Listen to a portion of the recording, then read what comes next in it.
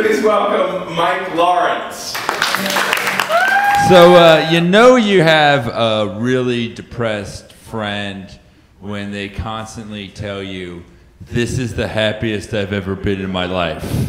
That is a sure sign, and I say that about 6 or 7 times a year. I've said it like at least 4 times this year, but no, I'm really happy. But I remember the first time I ever said that, and that was when I was in high school, and I truly did feel like I was the happiest that I'd ever been because I finally found something that I was good at, and that was slam poetry. Now, I remember spending many years like trying to just do something. We all try to find our identities. I wanted to be I remember I wanted to be an astronaut, and then it was a combination of realizing how much math was involved and the movie Apollo 13 coming out that made me not want to do that. I wanted to be a wrestler, and then I realized it was fake, and then it didn't seem exciting to me anymore. I wanted to be a superhero, and I realized that was fake. And so I didn't have any purpose. I was really depressed, and I remember being invited to this. There was a poetry club at the local library, and I went, and I did my first poem ever, which was called Love, on my 15th birthday, which for the next few years I called my rebirth day, because that was the day I found myself. And so, fun fact, atheists can be more annoying than Christians.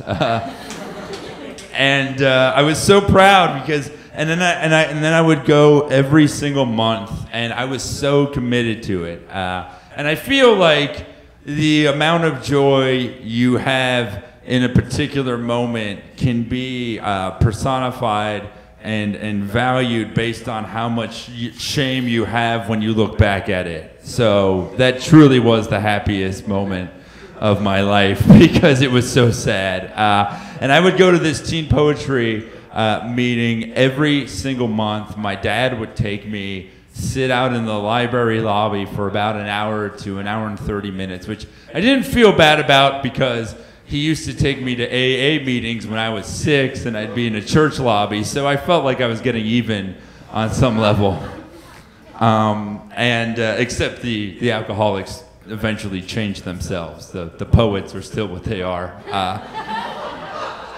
It's the only difference. But I remember, like, it was just this, like, because, like, most people would go and they'd have 1 or 2 poems. I would usually have, like, I would read 7 or 8, but have 10 to 15, and I would just write and write and write, and I had so much to say and so much to feel and think, and I believed that everyone wanted to listen.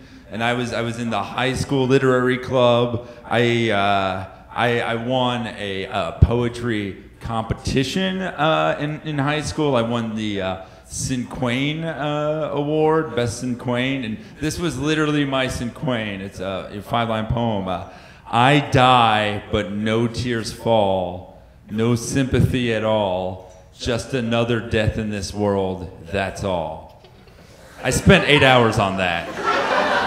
I was so proud of it. I still have the plaque. What if that was the guy in second place, just giving you credit where credit is due? But yeah, it was this amazing thing. And I remember at the Poetry Awards, there was a band that dedicated their cover of the Cranberry Zombie to the victims of Columbine because they hadn't suffered enough. But I remember it. And then, but one of the saddest moments of all this, by that I mean happiest back then, was I wrote my own screenplay.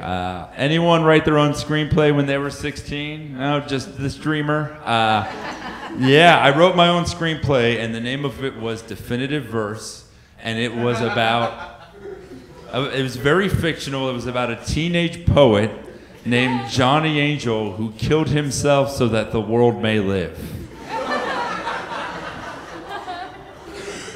And we started shooting it. We have like 5 minutes of footage, which the world will never see. So I'm glad I get my own the day the clown cried. Feels good. But I remember I went to the make your own t-shirt place at the mall and made my own definitive verse t-shirt. On the front it said, "A poem a day keeps the therapist away." And on the back it said, "Definitive verse 2000." And there is nothing more sad than someone going to the make your own t-shirt place with a purpose. That is not a good thing to do. But I was so committed to this. I remember when Columbine happened, they checked my bags. I was banned from my prom for 2 reasons. One, I wrote a poem about how certain people at the school should die. And I had the face of someone who looked like they would do that. So I had to sign a waiver that would say I would not go to my prom. And I didn't. And I spent, now the thing about poetry, I spent 8 years doing this stuff. And I went through some of my old poems over the last few days, and they don't make any sense to me. They had titles like Call Waiting, W-A-D-I-N-G. There's no meaning, it's just really clever. There was another one called Confessions of a Bleeding Penis. Oh, I want to preface, no sex, drugs, or rock and roll during all of this time. Just so you know, nothing was touching this during any of these poems. And the moment, I think the moment that I realized that, I remember like my first MySpace profile under description, poet, dreamer, explorer. In that order of importance. I was so committed to this. I went to open mics all the time. When I was 18 years old, they threw me out of the Teenage Poetry Club at the library for 2 reasons. One, I was too old, and 2, I made too many of the other girls cry when I told them their poems were crap, and that mine were the only ones that mattered. And I was really committed to it. And then what ended up happening was my dad was like, "I know you really want to do this." There was only one other poetry club in the city, and it was at a local Barnes and Noble, and it was all Jewish senior citizens. So I went from one extreme to another. I went from I lost my innocence but gained common sense to I don't know the difference between a bagel and a bialy. Only $1, by golly. These 85-year-old people who have experienced everything in life were writing about pastries. That's what they wrote about. And people who had gone through nothing in life were writing about all the pain and suffering that they had had in the world. But I'd say the defining moment that made me realize that this is something that I couldn't do anymore was, it had eluded me for years, but I had finally gone to my first official poetry slam. It was the West Palm Beach team. They have like different teams and they do national competitions and stuff. And what happens is you go up and you do your poem, and then they do like, they pull out numbers like, 0 through 10, and they grade you. And I got in 7th place. Now that was okay. What wasn't okay was everything that was in places 1 through 6. That made me realize this is something I could never do. There was a poem called Asian by Persuasion, where a guy was like, "Am I a chink? Do I make you think? My skin may be yellow, but my mood is mellow. I am for real in this shit." 2nd place, that guy. He beat me by 5 fucking places. I realized I couldn't compete in this based on the competition. There was, oh man, so much rape poetry, so much, from the rapist perspective even, like creepy old guys going up, "Have you ever touched a dream? Do you feel it in your hands like silly putty? Like a flag waving in the wind? It was so, this stuff, I remember their poetry more than mine because hate lasts forever.